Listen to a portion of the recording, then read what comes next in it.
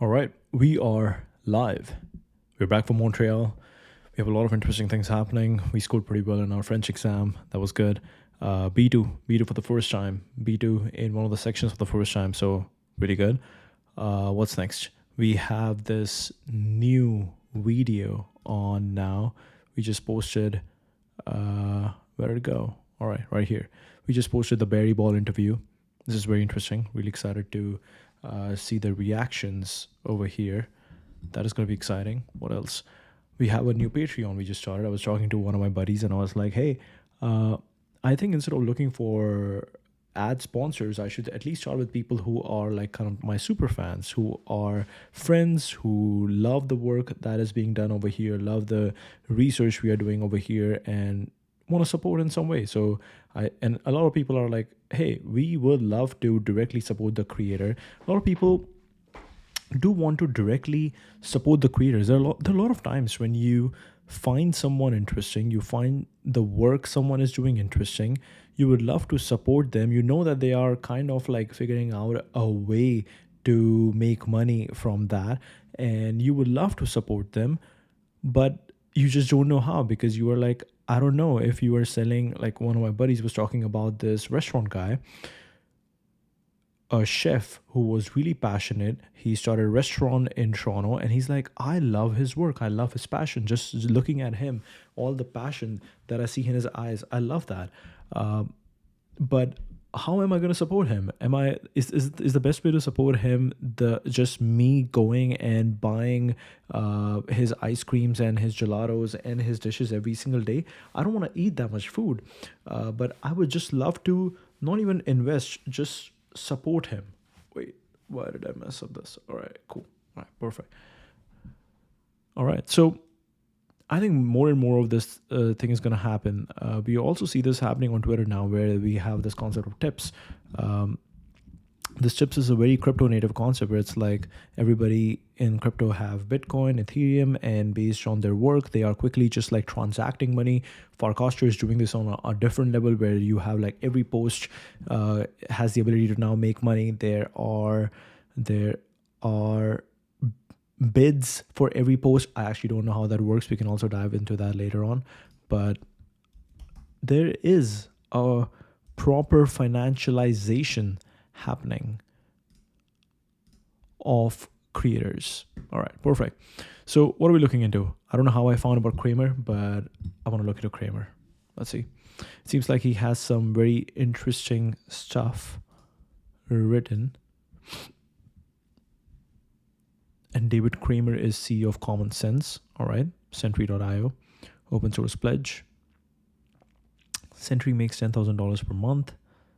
Open source pledge makes $62,000 per month. Beated, GameGame.ai, Cramer $20 per month. All right. Now that we have Cursor, Claude, etc., there's no excuse for not writing tests. Entitlement is thinking money isn't important. Drinking distilled spirits, beer, coolers, wine, and other alcoholic beverages may increase cancer risk and during pregnancy can cause birth defects. It's a great write-up. Worth the read versus Vibe Science, aka Twitter.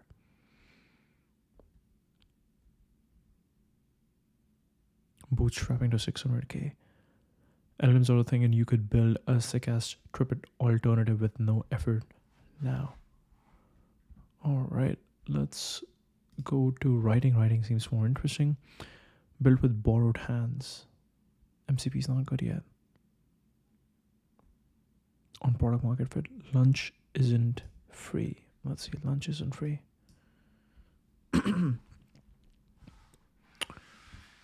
A few weeks ago, we launched the open source pledge, one of the most... All right, open source pledge. This is the one where he's making most money. One of the components of the launch campaign was Sentry funding some out-of-home billboards in San Francisco. It's an experiment to use activism-style marketing to drive attention to the cause and create more conversation. This is not a post about the campaign, though happy to educate you why it's effective another time. What am I here to talk about is frankly the naive sentiment that developers of open source software somehow are different than other developers and that they don't need paid. ought to be supported. Worse, the software you depend on for commerce will go away or have fatal bugs. Why ought they be compensated? They volunteered to give away their work. They knew the potential consulting opportunities were for situations where individual or company could not make the changes themselves. Tech companies can do that themselves. That was the deal from day one. What all open source does agreed to. Isn't the whole one of open source? One challenge is that is if they start paying, they will expect support and updates, features they want in return. Right now, it's what you see is what you get. Why ought they be compensated? They volunteered to give away their work. I like to believe the sentiment is rare, but I'm not sure that it is. Frankly, I'm ashamed that people even think this way. If you dig into the other comments, you will find everyone is so wrapped up in their own little corner of the world that they can see the issues impacting the broader ecosystem. It's not Linux, it's not commercialized software like Sentry. It's not projects built inside of Meta or Google or Microsoft. Often projects like the above have a great mechanism to sustain the development costs. They have a model that allows them to pay the developers, and in many cases they have a large team of people working on the project. They are not someone hacking on an idea in the spare time, juggling their personal ambitions with whatever allows them to pay their bills. They are not Curl or FFmpeg. They're not one of the many substantial influential projects often maintained by a single developer putting in countless thankless hours. They don't have a sustainability problem. They are not what we are trying to solve for. We want to make it so projects that garner less attention are also sustainable. Those projects are not always the most ambitious in the world, but they are still often providing an immense amount of value to the rest of us. This is very interesting. This reminds me of crypto stuff, because what happens in crypto is usually when you just see that a basic contribution, like bug bounties basically, or in general bounty projects, when you just see that a crypto protocol has very basic bounty projects, they are paying a lot of money because they want to they want to build that initial momentum of projects and activity on the protocol. People who are not good at building, people who are not motivated to be there for the long term, you are attracting those kind of customers now. With open source, the interesting thing is that you first understand the commitment of people, and then they commit to it for the long term, and then you can start paying, and then they can start getting the benefits out of it. But initially, that initial momentum has to be generated organically from people who actually care about the project, who are first of all just testing it out. First of all, they know the path. Like, nobody's working because they are just like, oh, I just want to contribute, I don't care about the money. No. Most of the people are there considering the fact that this will lead to an opportunity down the road. But when you are starting out, it's really important for the ecosystem to also make sure that people who are being attracted to this ecosystem are genuinely interested in the ecosystem. They are committed for the long term, and they're committed for the long term, and they're not here to just leech money out of the ecosystem. I think that is really important. Okay. And we definitely see that a lot, because if you don't have that, you're only attracting short-term opportunists and not long-term contributors, which is what will lead to long-term success. We want to make it so the projects that garner less attention are also sustainable. Those projects are not always the most ambitious in the world, but they are still providing an immense amount of value to the rest of us. They are the projects that live in our dependency trees, not the frameworks, not the operating system, but the libraries that help us more efficiently develop our applications. They are built by people deeply passionate about their work, and they are not getting paid for it. That's fine. They shouldn't be required to be paid for it. But we should recognize the value they create and provide a mechanism for them to sustain their work and continue to innovate. Give time to your team to contribute to the broader open source ecosystem. Even better, hire the people building those key projects and give them the space to work on them. Give money to the people mostly likely to deliver. I think this is also interesting, right? Like, most of the people, I believe it was Zuckerberg who would hire a bunch of people who are top contributors on these open source projects. It's basically like a competition that is happening of who is most committed and uh, who can provide value first. This is like an interview, and people with really interesting contributions, they usually get hired. If these sound familiar, it's because they're how most of the world thinks about charitable giving or anything else of substance for that matter. They are how we approach contributing to causes that matter to us, often with little to no expectation of anything in return. They're not rocket science, and they are an accepted practice. They're a practice that cleanly applies to the nature of open source, which is just another cause that provides value to all of us. They're also both necessary and effective. We need both.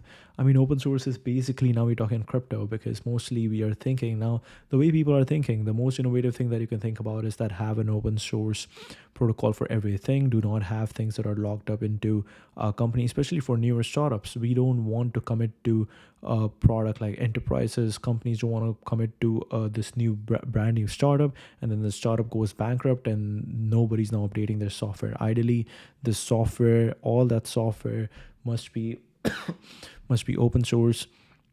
You are just plugging in your thing into that. You are using that as the foundation, and the entire community is constantly building that ecosystem, that blockchain.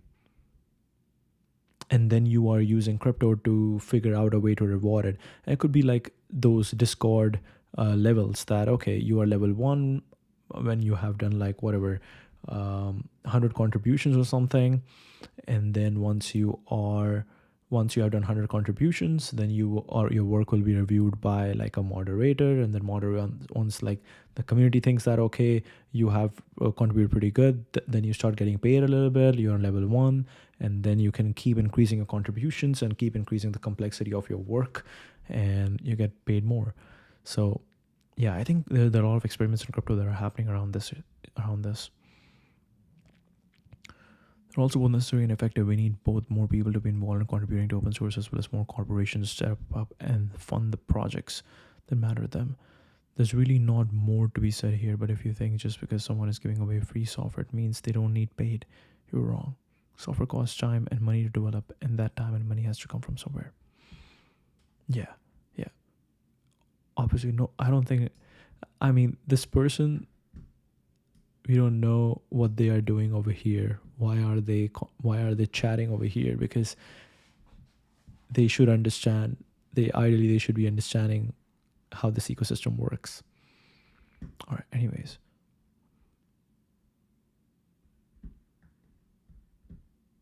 Built with borrowed hands.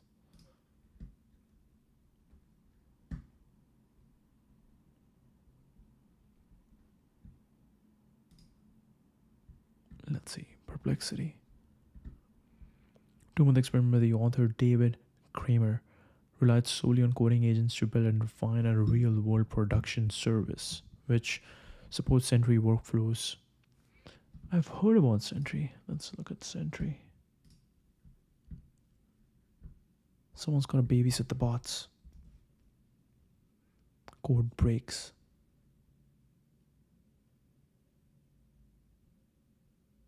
Fix it faster.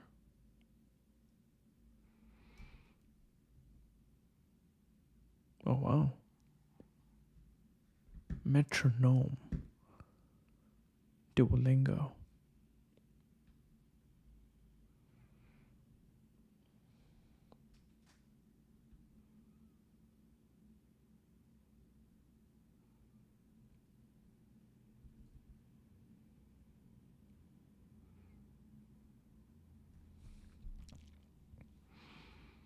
Maintain high quality service to its tens of millions of global subscribers.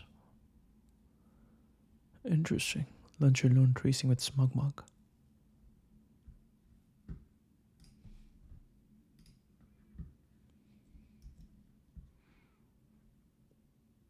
Realities of agent-driven software building. Significant reliance on documentation, numerous iterative prompt cycles, and frequent need for manual review and refinement outputs. Multiple packages and recursive agent-to-agent workflows, and is used as a testbed for experimenting with applied machine learning to improve agent reliability. The author emphasizes providing detailed, well-maintained, and example-heavy documentation akin to operational runbooks, while removing unnecessary debugging details. The process of designing features entirely with agent prompts revealed inefficiencies like agents failing to recall or follow instructions consistently, leading to the necessity of constant prompt refinement and context management. While current agents are not capable of independently building maintainable software, they are valuable as augmentation tools for automating repetitive tasks, generating boilerplate, and aiding in debugging, but not as a replacement for traditional engineering.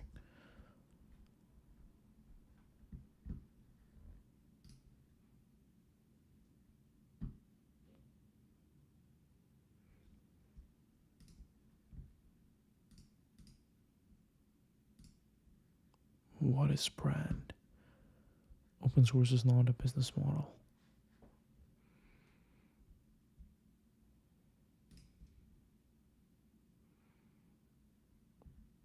You suck at marketing.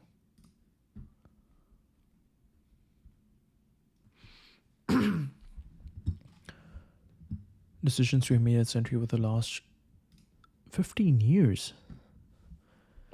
Oh, Sentry is 10,000 K per month? That is crazy.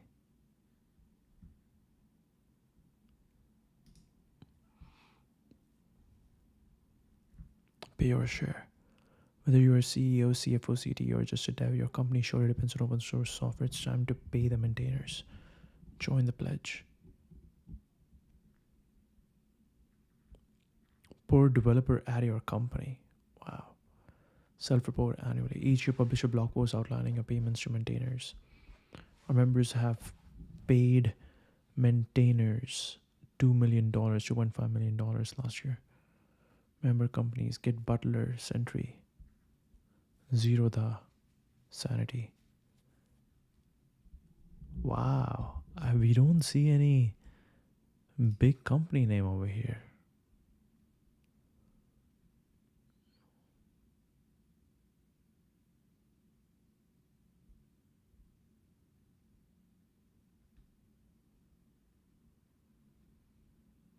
Okay, I've heard of Gitbook, Scalar,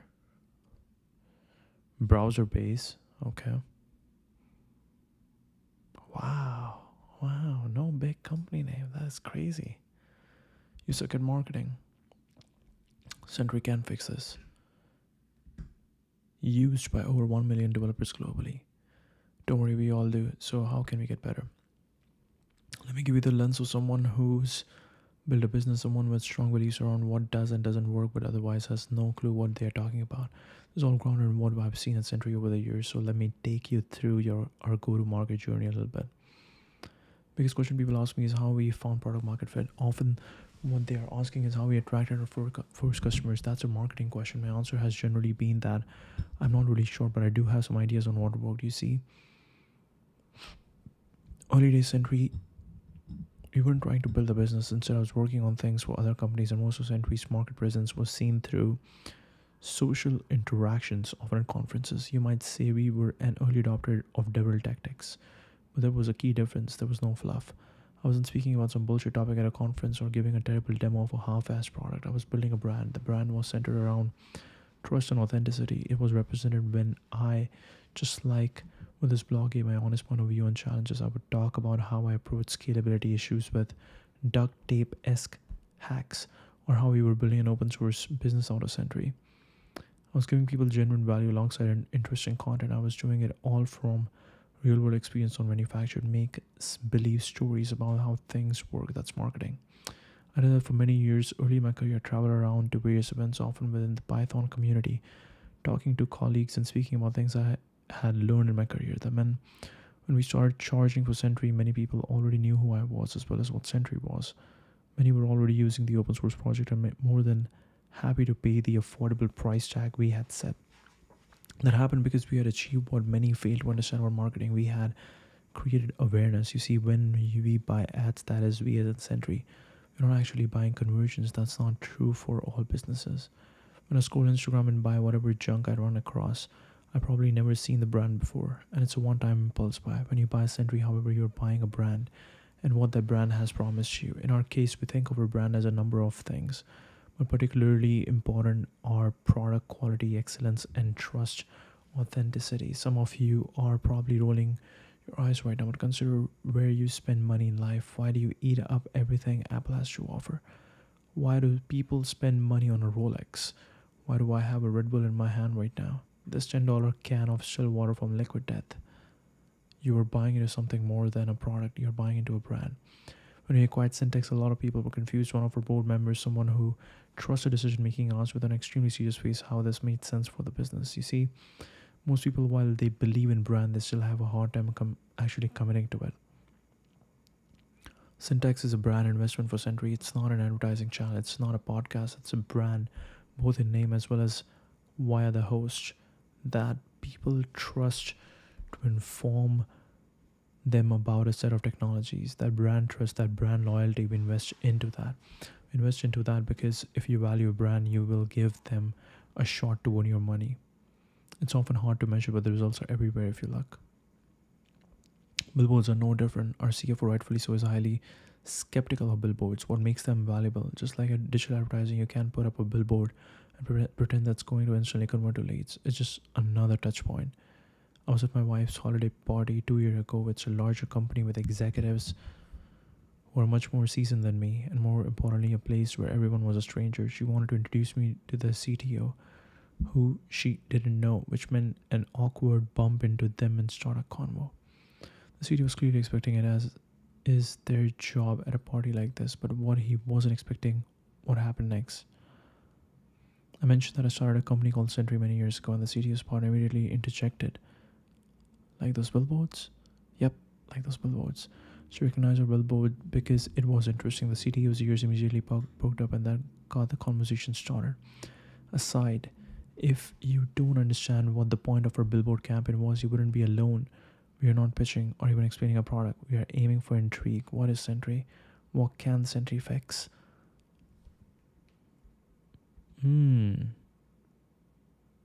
Sentry can fix this.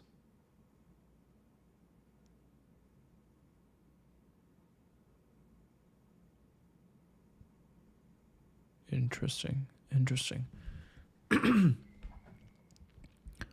What is Sentry? What can Sentry fix? Why is there a Minotaur playing in VR? Even if you know what Sentry, you would know Sentry doesn't fix anything. We just tell you what's wrong. Now, that precise scenario is not high value for Sentry. The CTO isn't a customer, but you can imagine a world where he's reviewing a contract put in front of him by his engineering teams, and that contract says Sentry on it. Will hardly recognize the name and either immediately let his guard down, or even better, a point of contact that he trusts.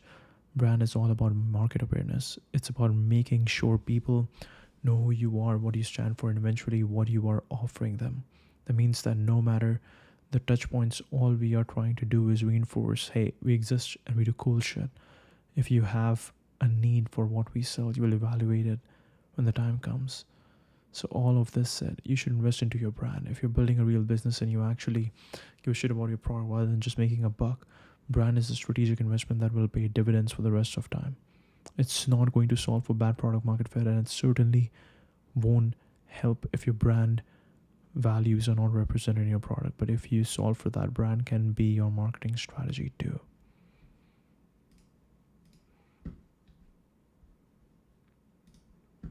Very interesting. So Sentry doesn't even fix anything. It just tells you. What's wrong. And that is what they were into. Enterprise software is no longer about targeting only the biggest corporations, the Fortune 500.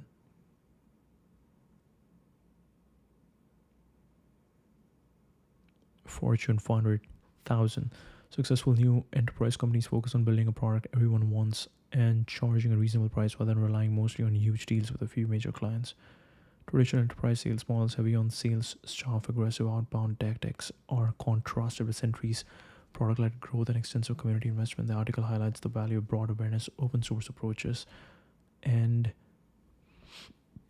marketing to create a passive pipeline. Approximately 70% of Sentry's revenue comes from self-serve customers, demonstrating that servicing a much larger market can generate substantial earnings if the product is valuable, affordable, and low friction to adopt. The author argues it's a mistake to eventually focus exclusively on only large customers. The key is continual value creation and new product expansion, aiming for many customers at a lower average annual contract value rather than a few at high prices. Continual value creation and new product expansion, aiming for many customers at a lower average annual contract value. The piece closes by urging founders and leaders to think critically, question industry norms, and invest energy in decisions that make sense for their own business context rather than blindly following expert advice. Enterprise is not a one size fits all, and certainly not what it used to be. Sentry is an enterprise company, and the Fortune 500,000 can be your customers too. Very interesting. All right, that's the stream.